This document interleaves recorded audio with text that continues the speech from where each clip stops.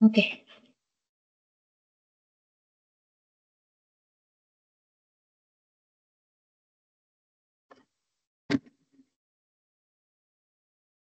Bismillahirrahmanirrahim. Assalamualaikum warahmatullahi wabarakatuh. Hai Ana, apa khabar hari ni? Alhamdulillah. Okey je? So untuk hari ni apa je buat? Untuk seharian? Hari ni saya ada kelas. Aha. Pagi 9. Mhm. Lepas habis kelas tu, saya dengan kawan pergi library. Mhm. Kita orang buat apa? Kita orang buat kerja, assignment. Mhm. Lepas tu makan, beli makanan tengah hari, makan kat rumah. So rehat lah. Oh, kiranya untuk seharian ni nampak macam sangat pack jugalah kan dengan jadual yang Ana bagi tahu lah kan. So kalau macam masak biasa, kalau makan. Kalau makan biasa masak ke, lebih kepada masak ke, lebih kepada beli? Pada masa sekarang macam week-week hujung ni macam dah jarang nak masak. Jadi macam banyakkan beli lah. Tapi kalau tengah malam tu, kalau lapar tu masak je. Cuma untuk tengah hari tu masak lah. Masak lah, beli lah. Belilah. Sama lah macam saya ni. Saya pun macam tu juga. Mungkin bagi kita tak sempat lah sebab dah nak kata nak masuk minggu ke-12, betul? 12 kan? Dan berbaki lagi 2 minggu untuk kita cuti semester dan untuk kita beraya haji lah kan. Sebab kita pun nak dekat hampir dengan raya haji kan. So untuk Ana sekarang lah kan. Kalau dari segi assignment macam mana? Assignment so far semua banyak. Tapi in progress lah. Dia macam tak ada lah yang tinggal. Cuma buat sikit-sikit. Pastikan semua tu berjalan. Sebab kebanyakan assignment nak hantar hujung bulan ni dan awal bulan depan. Jadi make sure semua assignment dengan thesis tu kena buat seiringan lah. Sebab tak boleh nak fokus satu subjek je. Betul. Jadi memang kena buat semua sekali. Serentak. Kalau tinggal memang banyak nak kena buat. Kiranya macam banyak jugalah kan. Lagi-lagi nak buat report, betul? Report lagi. So kalau macam thesis tu dah hampir siap ke macam mana? Thesis tu bab 1 saya dah siap. Alhamdulillah. Bab 2 masih nak tambah-tambah lagi dia punya tu. Bab 2. Kiranya kalau semester ni untuk siapkan thesis 1 dengan 2 je lah kan? 1 hingga 3. 1 hingga 3. 3 ni tak banyak sangat sebab 3 tu saya dah buat awal dah. Macam nak type apa yang nak kena tulis tu lah. Cuma bab 2 dengan bab 1 je macam complicated sikit lah. Faham. So itu berkenaan dengan assignment lah kan. Kalau macam dari segi final exam berapa subjek yang kena jawab final? Sem ni saya ambil 7. Yang ada final 6 subjek. 6 je lah. Kayaknya banyak jugalah. Nak terkejar masa nak study untuk final lagi. Lepas tu untuk buat siapkan tesis lagi kan. So kiranya mungkin saya yang akan hadapi jugalah semester yang akan datang kan macam tu. So kiranya macam orang kata saya lah kena ambil iktibar lah daripada semester atas kan untuk kita hadap sem yang akan datang. Okay, so far. So kiranya untuk setakat ni emosi awak okey lah kan? Ke macam mana? Ke macam pun masih boleh dikawal lagi. Sebab dia tak adalah terlalu penat sangat dengan tu. Dia macam kita kena kawal kita punya emosi. Sebab kalau terlalu stres nanti tak boleh buat kerja juga. Jadi macam tak naklah terlalu stres sangat. Jadi macam berusaha untuk okeykan emosi. Keluar dengan kawan ke apa ke untuk gembirakan hati ke apa ke. Sebab last week kot keluar draft periksa kan. Ya betul. Lepas tengok draft periksa tu je macam ada 2 subjek hari yang sama exam. Pagi dan petang. Dan subjek tu agak susah lah bagi saya kan. Dia macam bila exam dalam 1 hari 2 subjek tu macam tak pernah lagi kita orang hadap. Jadi macam risaulah juga. Faham gitu. Kiranya macam dan Ana cakap itu first time dapat exam dalam satu hari 2 kali exam. Betul? Pagi dan petang. So kiranya macam mungkin Bagi Ana mungkin susah sikit lah sebab yelah subjek yang Ana cakap subjek yang susah sikit. Itu berkenaan dengan KSL juga ke? Subjek KSL? KSL. KSL. Psikologi sosial kot. Psikologi. Oh, faham. So, itu sedikit sebanyak lah kan berkenaan dengan apa orang kata final exam kan. Dan kita pun ada cakap tadi lah berkenaan dengan assignment Ana. Ana kata masih boleh boleh di-adapt lah kan. Dan saya pun ada tanya berkenaan dengan emosi Ana. Ana kata masih dalam kawalan, orang kata masih dalam kawalan lah. Kiranya Ana cakap kalau kita ada tekanan sikit, Ana keluar lah kan, berjalan-jalan dengan kawan. Itu sedikit sebanyak lah berkenaan tu kan. So sebelum saya teruskan lagi lah, saya nak ingatkan semula lah berkenaan dengan etika kerahsiaan, di mana kita punya sesi ni isu yang dibincangkan dalam sesi ini hanya habis di sini saja. Dan saya nak bagi tahu jugalah berkenaan dengan sesi kita berjalan selama 45 minit hingga ke 1 jam. Dan kita juga ada limitasi kerahsiaan lah, di mana jikalau isu ini boleh membawa kemudaratan lah kepada anak ataupun saya sendiri, maka saya bolehlah bawa keluar isu ini kepada pihak yang ketiga untuk atas faktor keselamatan. Dan saya nak bagi tahu jugalah berkenaan dengan isu ini, jika Ana terdengarlah isu ini di luar sesi, maka Ana bolehlah laporkan kepada penyelidik saya. Okay. Itu sedikit banyaklah berkenaan dengan tu. Dan saya nak recap baliklah berkenaan dengan sesi lepas, di mana kita ada membuat satu ujian inventory berkenaan dengan minat kerjaya Ana lah, iaitu SDS. Berkenaan dengan minat kerjaya SDS, dan di mana apa yang kita jalankan lah pada sesi yang lepas, kita tahu keputusan Ana dari segi riaset, iaitu yang kita dapati bahawa Ana cenderung ataupun tinggi skor Ana adalah SA, iaitu enterprising, sosial dengan artistik lah. Dan sesi lepas juga kita ada jugalah bercerita, Ana ada bercerita berkenaan dengan itu enterprising itu apa, dan sosial tu pun Ana kata ada juga pada diri Ana, dengan artistik pun ada juga pada diri Ana. So itu sedikit sebanyaklah berkenaan dengan orang kata minat kerjaya berkenaan dengan alat ataupun ujian inventory yang kita jalankan lah pada sesi lepas. So kiranya sekarang kan kita dah sesi lepas kan kita dah buat kita dah buat ujian kan. Jadi sekarang macam mana? Ana dah nampak tak apa yang kita buat sesi lepas, dan macam mana sekarang Ana? Sejauh ujian tu macam bila balik rumah tak ada nak kerja sangat kan. Tapi baru ni macam keluar dengan kawan juga. Okay. Berjalan lah masa weekend lepas kan. Tiba-tiba ada masa nak balik KK semula tu macam kita orang borak lah pasal kerjaya. Wow. Aku pernah masa sesi lepas ada pernah jawab. Pasal macam yang ni macam lebih kepada meluah lah apa yang kita nak jadi lepas habis study kat sini. Sebenarnya dari dulu saya nak target untuk ambil DPLI. Selain daripada nak sambung kerja lepas intern ataupun sambung master. Sebab memang tujuan saya masuk sini memang nak masuk DPLI je. Untuk jadi pendidik. Tapi bila dah lama-lama saya tahu pasal counselling pun counselling kat USAS pun bukan macam counselling dekat universiti lain, just fokus kepada pendidikan ataupun semua tu kan. Macam dekat USAS je belajar pasal counselling kanak-kanak, orang tua, Islami, banyak kan. Lepas tu macam takkanlah dah belajar banyak-banyak kita apply dekat pelajar je kan. Tapi kadang saya terfikir yang tu je lah.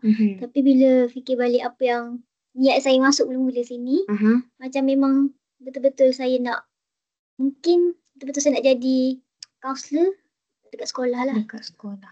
DPLI. Macam bila terfikir balik mula masuk ni. Jadi bila fikir balik kenapa saya nak masuk DPLI dan jadi kaunselor dekat sekolah, especially dekat sekolah menengah lah. Sebab bagi saya macam dekat sekolah menengah ni pelajar untuk form 1 dan form 3 sangat memerlukan kaunseling. Nak lagi untuk bantu diorang milih kerjaya lah. Sebab kadang tu diorang ni macam lepas habis PT3 ke macam dulu saya PT3 kan. Sebab sekarang tak ada PT3 dah, just tengok by result akhir tahun kan. Mungkin cikgu diorang akan bawa diorang pergi sains tulen ataupun kelas ikut aliran untuk form 4 nanti kan. Dan mungkin mak dia orang juga akan suggest masuk kelas mana kan. Kata mak dia nak suruh anak dia masuk kelas sains, tapi mungkin anak dia tak nak ke. Jadi benda tu menyebabkan pelajar ni dia tak tahu apa yang dia suka. Bila masuk universiti nanti disebabkan dia ikut cakap cikgu ataupun mak tu, dan dia tak, memang kena bawa lah benda tu sampai habis kan. Jadi benda tu penting lah untuk tahu, untuk bantu pelajar-pelajar sekolah menengah ni untuk tahu apa yang dia orang minat sebenarnya. Dan kalau boleh, saya macam nak bincang lah dengan parent ke, macam tak terlalu push anak-anak untuk tu ke. Sebab bagi tu sangat penting. Dan dalam pemilihan aliran, dan tak terlalu menekankan pelajar tu lah. Dia tahu apa yang pelajar tu minat. Sebab bagi saya macam, sebab kebanyakan orang akan pandang tinggi pada sains tulen. Sebab selalunya sains tulen orang yang pelajar yang pandai. Tapi sebenarnya selain daripada sains tulen, kita ada akaun juga, seni, engineer, aliran. Benda tu ada kelebihan tersendiri. Jadi saya nak pelajar-pelajar tu macam tahu kelebihan dia. Tak terlalu ikut cakap orang. Sebab bila tengok balik adik-beradik saya dan kawan-kawan, dia orang macam menyesal ambil kos ni macam tu. Sebab dia dah belajar daripada sekolah menengah, takkanlah nak ya je kan. Jadi tak, memang kena ikut lah juga. Kiranya menarik lah apa yang disampaikan oleh Ana berkenaan dengan orang kata minat kerjaya Ana kan. Dan Ana pun sendiri kata betul lah, ada betulnya kita ambil. So kiranya macam tak salah lah kita ambil kos ni. Dan Ana pun ada kata Ana pun nak ambil kos ni untuk bantu orang. Dari segi macam Ana cakap, Ana lebih fokus kepada budak sekolah menengah kan. Sebab kita, betul lah yang Ana cakap tu kan. Sebab dari form 1, form 2, form 3 kita kena bimbing lah dia orang kan. Sebab sekarang pun PT3 pun dah tak ada kan. Dan itu kiranya macam orang kata satu peluang lah kepada Ana sendiri ataupun kepada murid-murid yang sekarang ni lah. Sebab dia orang pun kan, kita tahu, umum mengetahui bahawa kita tengok waktu SPM baru-baru ni kan, nampak tak yang jumlah murid-murid yang exam waktu SPM tu pun ramai sangat. Lebih pada 10,000 kan yang orang kata yang tak hadir waktu SPM. Jadi kiranya orang kata sayang lah berkenaan dengan sijil kan. Dia orang nak bekerja dan mungkin dari situ dia orang mungkin tak dapatlah pendedahan daripada kita kan, daripada kaunselor sendiri ke, ataupun yalah daripada bimbingan cikgu kan. Sebab 10,000 ni bukannya sikit, agak banyak kan. So kiranya macam mungkin ada sedangkan parents mungkin tak ambil tahu ke pasal anak-anak kan. Dan kita pun sekarang pada orang kata pada zaman sekarang ni kan, zaman moden, dan kebanyakan mungkin budak zaman sekarang dia terpengaruh dengan orang kata buat TikTok ke kan. Duit banyak melalui, dia orang boleh mencari duit tu melalui TikTok kan. Kalau tak ada orang kata tak ada SPM pun boleh juga kerja, tapi mungkin dari situ je dia orang akan dapat income. Mungkin di sebaliknya mungkin dia orang akan orang kata rasa macam rasa macam tak selevel lah dengan orang yang ada CJ ni kan. Yelah, dia orang hanya berfokuskan kepada itu je.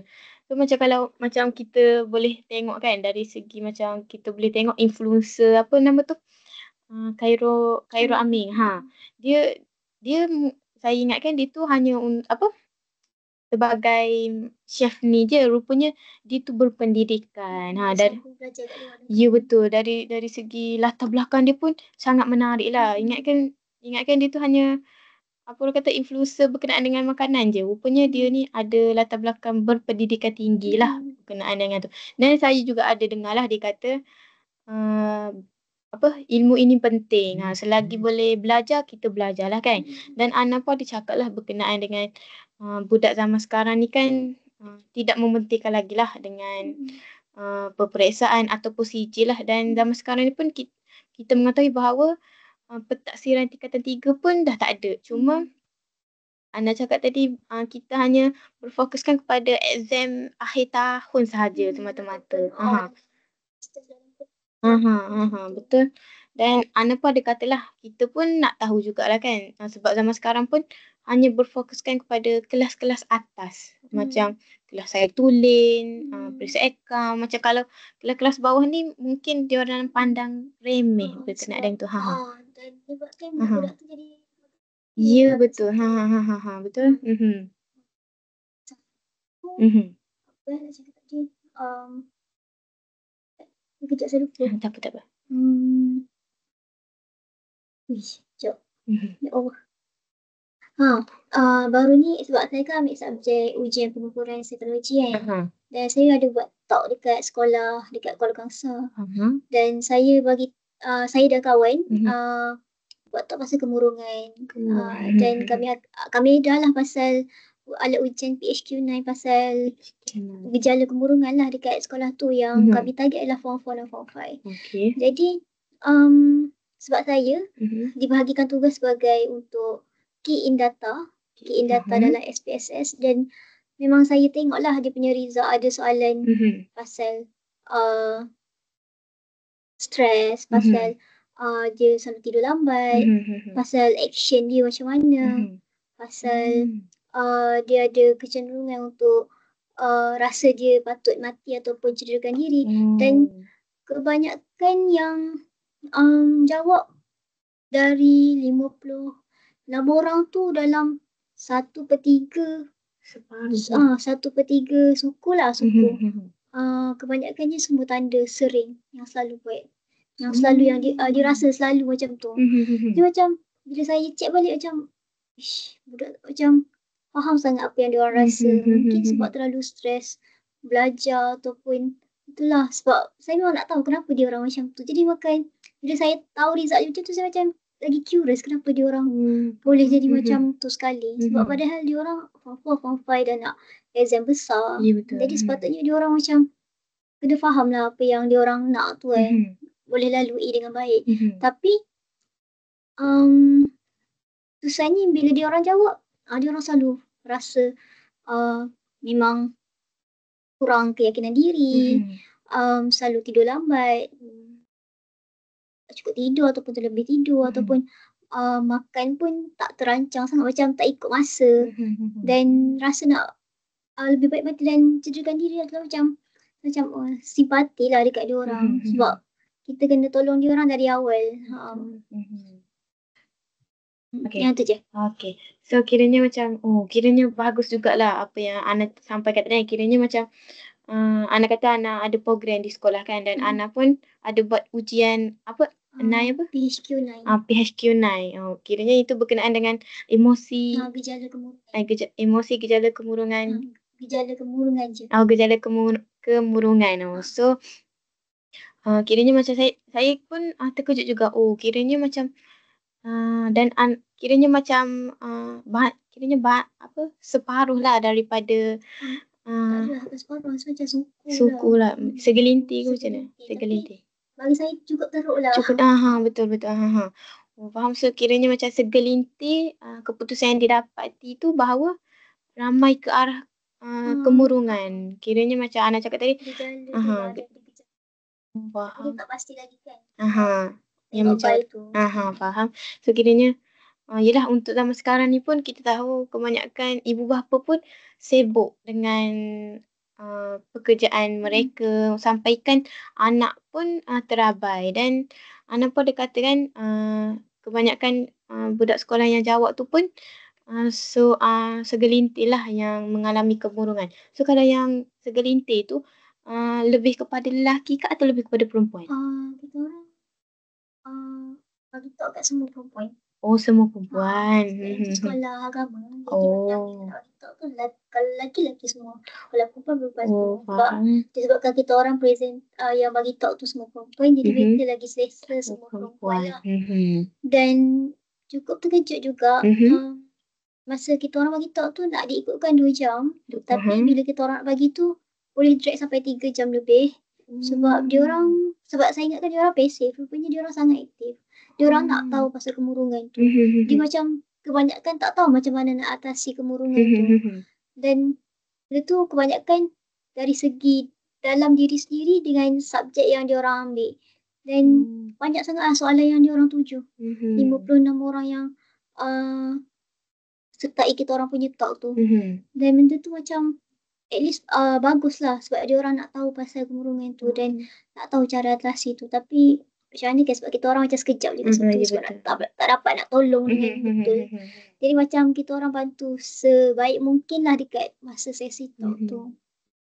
Itu kiranya macam satu benefit lah ataupun satu kebaikan lah yang mula-mula tak sangka lah kan. Ingatkan diorang ni tahu tentang kemurungan tetapi Ana cakap tadi diorang macam masih lagi tercari-cari apa maksud itu kemurungan kan. Dan ini pun satu kebaikan lah bagi diorang lah untuk bagi diorang sebab tahu tentang apa itu kemurungan. Dan mungkin cikgu lah kan, cikgu pun tak dapat lah nak orang kata tak dapat nak teroka ni kan kita punya emosi ataupun emosi pelajar yang sekarang ni kan sebab kita tak tahu kan. Dan bagi kita apa orang kata kaunseling ni pun sangat penting lah pada zaman sekarang kan. Dan kita tahu sebelum ni pun zaman COVID kan kita kan pernah mengalami zaman COVID kan selama 2 tahun lebih. Jadi mungkin orang sekarang pun orang kata orang sekarang mungkin kecenderungan untuk kemurungan tu mungkin tinggi sebab yelah ada yang waktu yang zaman COVID tu pun kebanyakan diorang kena buang kerja, lepas tu masalah kewangan dan mungkin dari situ kita dapat dapat tengoklah statistik kan kemurungan ataupun tekanan ataupun orang kata yelah tekanan kan kepada masyarakat ataupun seseorang individu tu lah. Dan Ana pun ada cakap tadi lah Ana cakap tadi berkenaan dengan murid-murid tu sendirilah kan tentang kemurungan. Dan Ana pun ada cakap diorang ni pun sangat aktif untuk bertanyakanlah tentang apa itu kemurungan, apa cara atasi dan mungkin itu sedikit sebanyak lah boleh diketahui lah oleh mereka kan. Itu dari segi orang kata ceritalah yang Ana sampaikan. So kalau macam kita tahulah kan macam tadi Ana cakap berkenaan dengan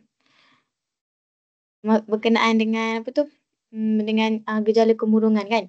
Kalau dari kita tahu dekat USAS ni pun kan pernah tak Ana jumpa ataupun pernah lah buat soal selidik ke berkenaan dengan kemurungan lah dekat USAS kita sendiri ni? Tak pernah. Dekat sini-sini memang ada pernah buat lah. Sebab macam saya tak adalah berfokuskan nak tahu dia punya hasil kajian tu kan. Just dia orang cakap ramai je pelajar USAS yang ada kemurungan. Tapi dia macam still perlukan bimbingan lah untuk jumpa kaunselor ke apa ke. Ada je sebab setiap institusi pelajar kan semua akan rasa stres, tahap stres tu dan berlanjut sampai jadi murung lah kan. So itu sedikit sebanyak lah kan kajian kajian berkenaan dengan pelajar kita sendirilah iaitu pelajar di USAS kan. So kalau macam berbalik kepada golongan remaja lah kan. Kalau kita tahu golongan remaja ni kebanyakan dia tak nak belajar ataupun orang kata mungkin tak nak belajar lah. Memang tak nak belajar 100% tak nak belajar kan. So mungkin diorang terkesan lah dari segi keuangan ke, dari segi emosi diorang sendiri ke kita. Dan kita pun tahu kebanyakan golongan remaja ni juga dia macam nak mencederakan diri. Yang paling famous lah kan yang kita tahu berkenaan dengan barcode. Barcode kan. Biasa kalau budak-budak zaman sekarang mungkin barcode tu lah famous dalam kalangan sekolah kan. Berkenaan dengan mungkin diorang buat tu mungkin emosi dia agak mungkin nak ambil perhatian lah, nak minta perhatian daripada rakan-rakan, ataupun mungkin diorang ni macam ada setengah je lah, kita faham kan kalau golongan remaja ni mungkin orang kata cinta monyet lah kan, berkenaan dengan cinta monyet. So mungkin dari situ diorang macam nak tarik perhatian lah untuk buat barcode tu apa semua tu kan. So macam Ana sendirilah kan, Ana kan ada adik-beradik lelaki. So kalau dari segi emosi diorang macam mana?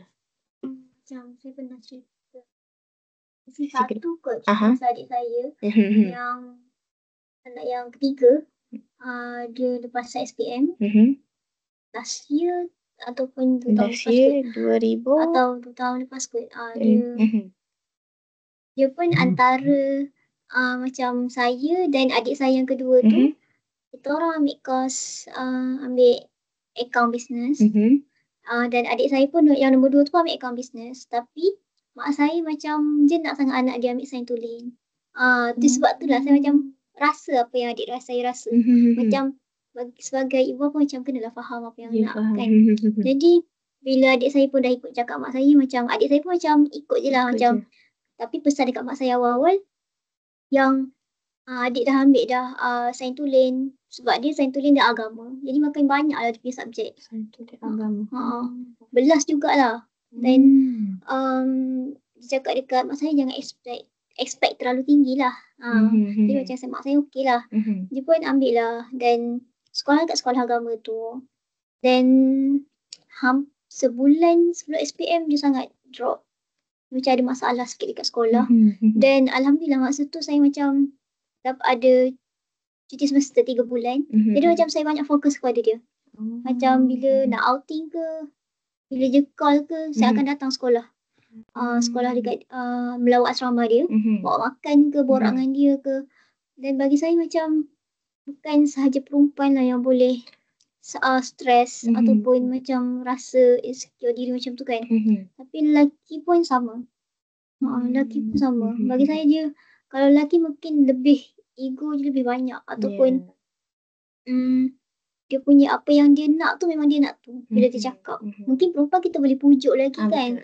Stay lah nak habiskan SPM. Tapi lelaki ni macam bagi saya susah sikit. Sebab dia tahu tujuan dia. Dia nak pergi macam, dia nak yang macam mana. Dan apa yang dia nak adalah pindah sekolah ke sekolah Clifford macam sekolah harian. Sebab sekolah tu sekolah asrama. Jadi akak tu daripada dia form 1 sampai form 5 dia rasa dah muak dah untuk duduk asrama. Dia kata dia tak nak dah. Bila balik kelas, nampak bilik asrama, nampak kawan dia tak nak. Dia cerita kat saya. Sebab benda tu macam ambil masa jugalah untuk dia cerita kat saya. Dan semacam cubalah pujuk untuk stay habiskan SPM tapi stay tak nak. Dia memang tak nak balik asrama. Dan pada masa tu memang saya akan jemput dia lah balik rumah. Dan dia sangat dalam sebulan sebelum SPM tu memang banyak sakit. Sakit. Macam sakit saya tak tahu sakit sebab stres ke apa tu, memang sakit ni lah sakit tu lah. Memang dia akan dapat surat cuti selalu. Dalam seminggu tu dia dapat cuti 3 hari, 2 hari. Jadi memang jarang datang kelas. Dan benda tu macam kesian lah kat dia kan. Sebab tak nak terlalu push dia. At last dah nak SPM tu, kita orang pun dah berbincang dengan pihak sekolah agama tu untuk pindahkan adik saya pergi ke sekolah harian. Dan alhamdulillah boleh. Dan benda tu saya sendiri tengok perubahan dia. Dia punya struggle tu memang nak belajar. Kiranya waktu sebelum SPM tu lah Ana memang lepas dapat pindah sekolah. Pindah sekolah terus nampak dia punya perubahan. Macam, dia punya rasa berkobar-kobar nak belajar tu ada. Sebab dah nak SPM kan sebulan tu. Dia je banyak join kelas online, banyak join kelas-kelas mak saya cari cikgu-cikgu. Dan benda tu Sebab macam yang awak tanya pasal emosi lelaki tu kan, macam bagi saya lebih macam betul-betul kena faham lah emosi lelaki tu, sebab kita sebagai perempuan tak tahu kan. Bila kita tahu adik kita sendiri macam itulah. Dan kita still tengok juga keputusan ni macam mana, baik ke tak. Sebab kadang tu kita kena tahulah macam betul ke tak apa yang dia nak tu. Dan benda tu memang dia tekad nak pindah sekolah dan buat betul-betul SPM tu. Jadi macam kami pun okey adik, boleh lah. Dan nampaklah dia punya perubahan tu. Dan alhamdulillah dia raya dapat sambung study dekat UTM, Universiti Teknologi Melaka. Dan langsung tak ada kena dengan agama. Dia ambil bahagian engineering, pembuatan. Kalau adik saya nombor 2 tu pula, dia macam jadi santai. Emosi macam santai. Seorang pula tak pernah stres, tak pernah nampak stres. Sebab kita adik-beradik karakter lain-lain kan. Betul. Kalau dia memang sangatlah santai, kawan ramai, selalu keluar, tak nampak stres. Dan dia sekolah sama, dia sekolah adik dia. Dekat sekolah agama tu, dia pun sekolah situ juga. Dua-dua sekolah situ. Dia boleh stay lah sampai habis kan. Lepas tu adik saya pula masuk sekolah situ. Jadi macam tak boleh nak stay.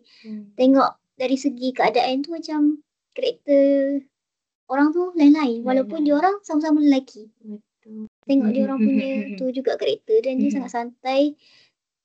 Dia tahu apa yang dia nak. Sebab macam saya kan, macam dia kan, dia ikut saya kan. Saya ambil business kan. Yang nombor 2 tu. Dia ambil business, saya ambil business, ambil account. Dan sama, walaupun dia ambil agama, dia still sambung business education. Tak ada kena dengan agama. Jadi macam bagi saya, emosi lelaki tu tengok pada karakter tu juga. Karakter dia. Sebab ramai cakap semua lelaki sama, tak sama. Betul. Tak sama. Statement tu macam tak, apa orang kata tak, statement semua lelaki sama ni tak, apa orang kata tak relevan lah kan. Sebab kita tahu perbezaan antara lelaki ni berbeza-beza dari segi karakter dia, dari segi personality dia sendirilah kan. Dan Ana pun cakap memang berbeza lah daripada dua orang adik-beradik tu kan. Dan Ana pun cakap berkenaan dengan adik yang nombor 3 tu, pada mulanya mungkin dia happy lah kan, belajar, apa orang kata, belajar sekolah agama. Tapi dan naik dah, orang kata naik tingkatan 4-5, mungkin dia tengah alami, orang kata alami tekanan lah kan, emosi yang mungkin kita tak tahu. Tapi dan Ana cakap Ana pun ada bantu dan tolong lah kan dia sedikit sebanyak. Dan Ana bercakap waktu dia pindah sekolah, alhamdulillah dia punya result dan dia punya pencapaian pun semakin okey, betul. So kiranya macam mungkin orang kata surrounding dia lah, daripada persekitaran dia sendirilah membuatkan kita tak boleh nak adapt. Walaupun yelah mungkin kita mungkin pada kita boleh lah kata, mungkin kita boleh push lagi. Tapi kalau orang lain mungkin dia kata dah tak boleh, memang tak boleh lah. Macam tu. Betul tak? So macam nak kata kau boleh, tapi sebenarnya kita dah tak boleh. Kita dah, bila kita asyik push kita punya diri, mungkin kita punya kata pemikiran atau otak ni akan macam lost everything kan. Sebab yelah nak teruskan lagi pun memang dah tak ada semangat dah kan. Melainkan kita keluar daripada tempat yang kita memang dah tak nak duduk tu kan. So macam kiranya baguslah untuk Ana kan. Sebab yelah Ana pun boleh, orang kata boleh teroka ataupun mendekatkan dirilah dengan adik kan. Dan Ana pun cakap tadi macam adik nombor 2 tu pun berbeza juga. Macam Ana cakap, adik nombor 2 tu kiranya macam ikut jejak langkah Ana lah kan. Ana ambil subjek ni, dia pun ambil juga subjek ni. Dan Ana pun kata dia pun boleh teruskan lah dengan sekolah yang dia duduk tu kan. Dan Ana pun kata sekarang ni pun dia masih study lagi lah kan? Ke dah habis? Masih study lagi. Sempat kot. Degree ke diploma? Degree. Sebab dia lepasan matrik. Matrik. Ambil account. Tapi tak boleh nak go dengan account. Jadi dia minta dekat UM tu ambil business lah. Business. Sebab tak adalah banyak sangat account tu. Faham. Jadi